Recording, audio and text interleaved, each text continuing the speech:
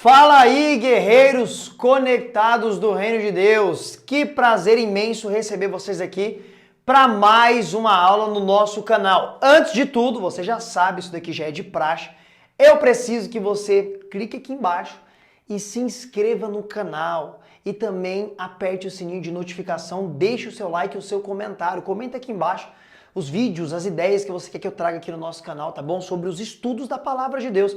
É muito importante você interagir no vídeo, curtindo, deixando comentário. Por quê? Porque assim os algoritmos do YouTube entendem que o vídeo é relevante e manda para mais pessoas, e mais pessoas são alcançadas pela Palavra de Deus, beleza? Eu conto aí então com a sua ajuda para deixar o like, se inscrever no canal, porque se inscrevendo você recebe sempre primeiro os vídeos do que as outras pessoas. E hoje nós vamos falar sobre um grande teólogo aí que nasceu na época da Reforma Protestante. Também trarei um vídeo logo mais aí sobre a Reforma Protestante, beleza? Hoje nós vamos falar deste personagem aqui, ó, João Calvino. João Calvino e o que ele contribuiu, o que ele trouxe aí para o cristianismo.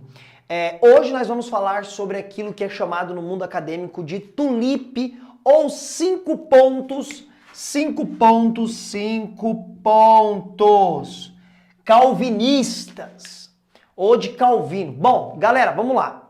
João Calvino, ele foi um teólogo francês que nasceu, pessoal, no dia 10 de julho de 1509.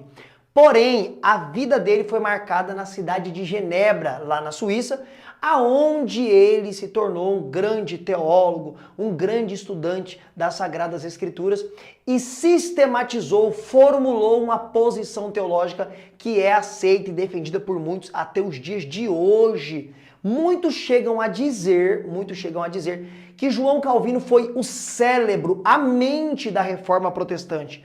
A Reforma Protestante ocorreu poucos anos depois que ele nasceu. Ele nasceu em 1509, a Reforma Protestante por Martim Lutero se deu em 1517, beleza? Porém, a maior contribuição que João Calvino deu para a Igreja e para a Reforma é aquilo que nós chamamos de Institutas de Calvino, ou Institutas da religião cristã.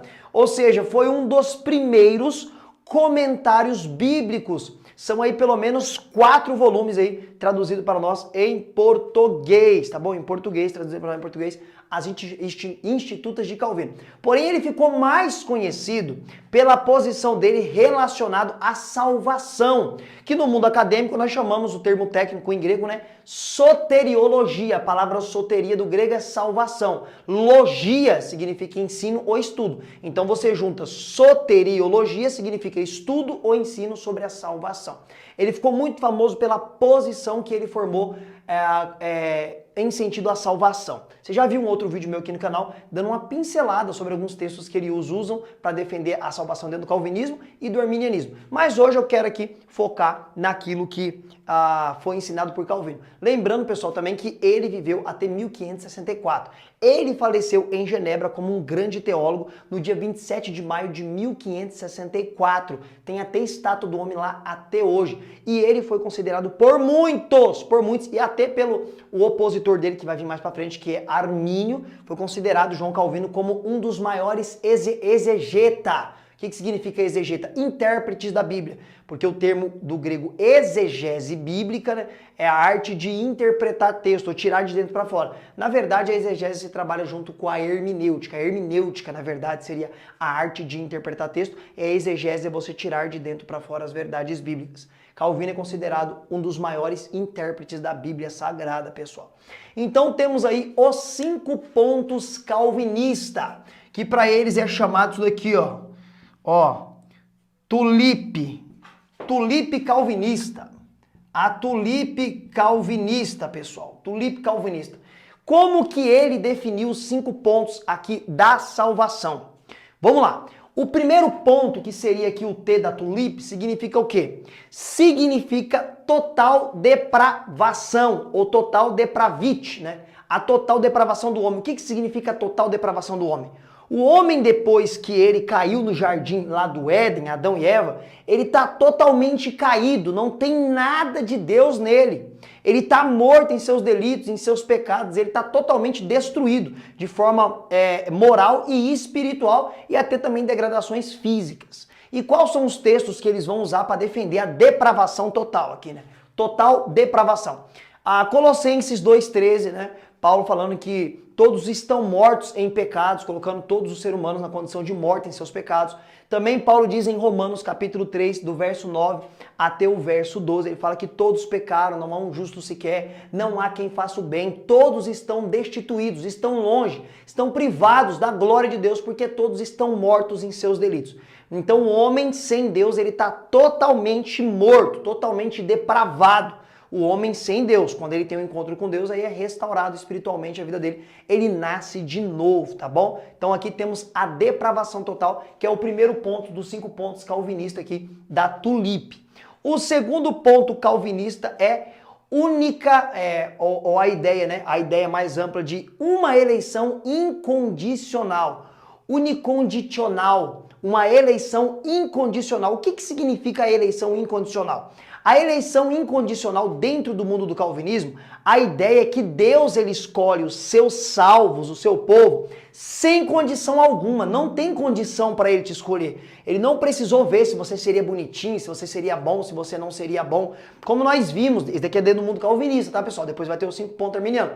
Então dentro do mundo calvinista eles entendem que Deus não precisou prever nada na sua vida para poder te escolher. Lembra que no outro vídeo que eu gravei falando sobre Calvino e Armínio, eu citei que lá em Romanos capítulo 9, Paulo fala que antes dos gêmeos terem nascido, Jacó e Esaú, Deus escolheu Jacó e aborreceu Esaú, antes de terem nascido e terem feito bem ou mal. Então este é um dos textos que os calvinistas usam para falar que Deus não tem condição para escolher os seus salvos. Ele escolhe porque ele ama e porque ele quer, ele não vê condição alguma. Por isso, dentro do calvinismo, é uma eleição, é uma salvação incondicional. Deus não vê condição em você. Ele não espera que você faça nada para agradar ele, para ele te salvar. Ele te salva porque ele é Deus e porque ele te amou primeiro. Esta é a ideia do calvinismo, tá? E eu vou citar aqui alguns textos também que eles usam para corroborar a ideia de uma eleição incondicional. João capítulo 15, verso 16. Não foram vocês que escolheram a mim, mas eu escolhi a vocês. Palavra de Jesus falando aos apóstolos, mas aí eles pegam e colocam isso para todos os salvos.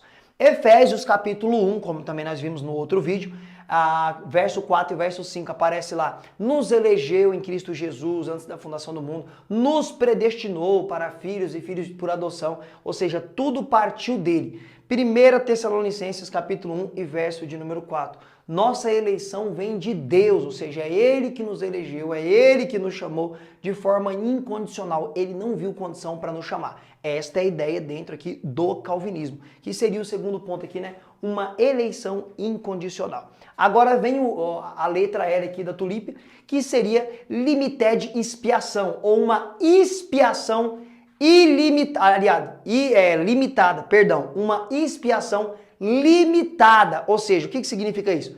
Que o sacrifício de Jesus Cristo, ele foi limitado, ele não foi para todos os seres humanos do planeta. O sacrifício de Jesus, ele tem uma limitação, e qual que é a limitação dentro da ideia calvinista? O sacrifício de Jesus foi apenas para os seus escolhidos, ou seja, Jesus só morreu para os seus, aqueles que Deus escolheu. Então Jesus só salvou aqueles que Jesus escolheu e por isso que a morte dele só tem efeito para aqueles que Jesus escolheu. E aí alguém pode perguntar, né, que é a pergunta que faz para os calvinistas, né? Mas peraí, quer dizer que o sacrifício de Jesus não tinha poder de salvar toda a humanidade? Tinha, o calvinista não vai negar isso dentro dessa ideia. Ele vai falar o seguinte: quando Jesus morreu na cruz e derramou seu sangue, o sangue dele tem o poder de perdoar o pecado de toda a humanidade. Porém, o sangue dele só faz efeito para a salvação na vida daqueles que Deus predestinou e elegeu. Por isso que é uma expiação limitada. O sangue de Jesus pode salvar toda a humanidade, mas ele só vai ter poder para salvar aquele que Deus escolheu e predestinou. Entendeu? E dentro desse sentido aqui, a morte de Jesus afeta tanto os salvos quanto não salvos. Porque aqueles que morreram, aliás, aqueles que foram salvos pela morte de Cristo, pelo seu sangue, estão salvos. E aqueles que não vão ser salvos através da morte de Cristo, também serão condenados porque não foram justificados pelo sangue de Jesus. Então, dentro do calvinismo, o sangue de Jesus só tem poder para aqueles que Deus escolheu e limitou. Beleza? Outros textos que ele usam aqui, João capítulo 6, verso de número 37. Todo aquele que o Pai me dá, vem a mim. Ou seja, ele morreu apenas por todos aqueles que o Pai deu a ele e foi até ele. Ou seja, então, para estes que Jesus morreu. Então, ele não morreu para toda a humanidade. Porque desde a ideia do calvinista é o seguinte, se Jesus morreu para toda a humanidade, então todo mundo tem que ser salvo. Se ele morreu por todos, todos têm que ser salvos. E nós sabemos que todos não serão salvos. Lá no trono branco, em Apocalipse, tem pessoas sendo lançadas no lago de fogo e enxofre que arde eternamente, tá? Outra letra aqui da tulipe, que é o I, que significa o quê? Uma irresistível graça. O que seria isso? Graça irresistível. O que seria a graça irresistível? A ideia é essa. Quando Deus chama uma pessoa, aí eles vão usar também no texto de João capítulo 10, eu chamo as minhas ovelhas e elas vêm. Quando Deus chama uma pessoa, ela não resiste, ela vai, porque Deus a chamou. Ela não consegue dizer, não Deus, eu não quero. Então dentro da ideia calvinista, a graça ela é irresistível. Quando Deus te chama, você não consegue resistir. Eles usam alguns textos, como Romanos capítulo 8, verso de número 29, verso 30, que diz o seguinte, aos que predestinou, Deus escolheu antes, a estes chamou, e a estes que chamou, justificou, e a estes que justificou, também glorificará. Então é algo sequencial dentro desse texto aqui. Ele predestina, ele escolhe de antemão, ele chama e a pessoa vem, quando a pessoa vem, ele justifica e depois a última etapa ele glorifica. Esse é um dos textos que o calvinista usa para falar que Deus chama e a pessoa vem, não tem como lutar contra esse chamado.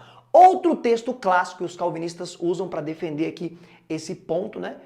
O quarto ponto da tulipe, é Atos dos Apóstolos, capítulo 9, verso de número 5, quando Jesus Cristo diz para Saulo, que é Paulo, né, que vai ser o grande apóstolo Paulo, dura coisa é você tentar recalcitrar contra os aguilhões. Vamos interpretar essa frase aqui. Seria mais ou menos essa ideia que Jesus está falando com Paulo.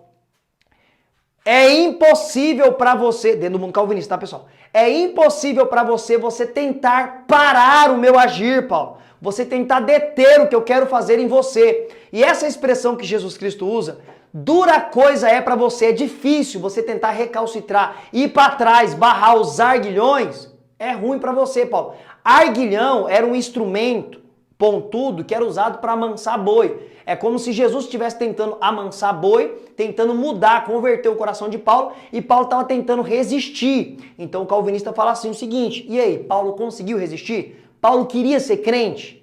Paulo queria? Não, ele era perseguidor, ele perseguia Cristo, ele matava cristão, mas quando ele teve encontro com Jesus, ele até tentou resistir, mas não conseguiu, porque o próprio Cristo falou, dura coisa é para você recalcitrar, tentar resistir os arguilhões, né? As minhas investidas. Então esta é uma interpretação também que os calvinistas fazem para falar que a graça é irresistível. Quando Deus quer salvar, ele vem de contra o homem e ele salva. Eles vão também lá para o livro de Jó 42, que é impossível barrar ou frustrar os planos de Deus. Tem muito mais textos que eles usam, estou dando alguns para você entender. Então são centenas de textos que os calvinistas usam para reforçar aqui a sua posição dos 5 pontos, tá? E também depois vai ter aí o rebate do arminiano com 5 pontos arminiano, que é contra, mostrando que não é bem assim, que eu vou trazer para vocês também, tá bom? E chegamos no quinto ponto aqui do calvinismo, né? Que é o quê? Perseverança dos santos, ou perseverança dos santos.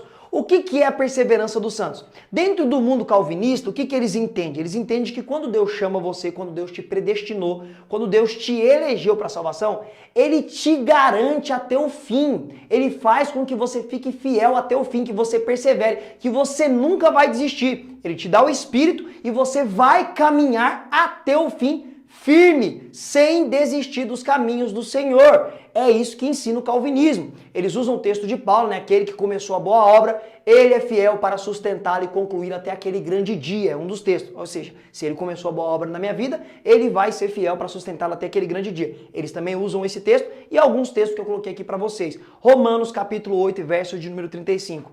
Quem nos separará do grande amor de Deus? Ou seja, ninguém pode separar você que é salvo do grande amor de Deus. Aí Paulo fala altura, profundidade, potestades, demônio. Aí Paulo fala que nada pode separar você do amor de Deus. Então por isso que ele, dentro da ideia calvinista, você vai perseverar até o fim, porque Deus vai te dar a graça para que você fique firme até o fim. Outro texto que eles usam muito também está lá em João 10, 28. O próprio Jesus falando com as suas bocas. Eu dou a vida eterna para as minhas ovelhas, e elas jamais perderão ou perecerão. Eu dou a vida eterna pelas minhas ovelhas. Jesus falando que ele dá a vida eterna para quem é salvo e eles não perdem nunca. Então é mais um texto que eles usam para defender que quem é salvo não irá se perder jamais, pessoal. Bom, estes são os 5 pontos calvinistas, também chamado de tulipe, que foi o que João Calvino sistematizou sobre a salvação. O que é sistematizar? Ele pegou a ideia, né, como que Deus trabalha a salvação, como que Deus opera a salvação. E ele estudou a Bíblia por centenas e centenas de vezes e chegou a esta conclusão juntando esses textos e trazendo essa interpretação que recebe o nome dele, que é chamado de calvinismo, mas tudo com base na Escritura.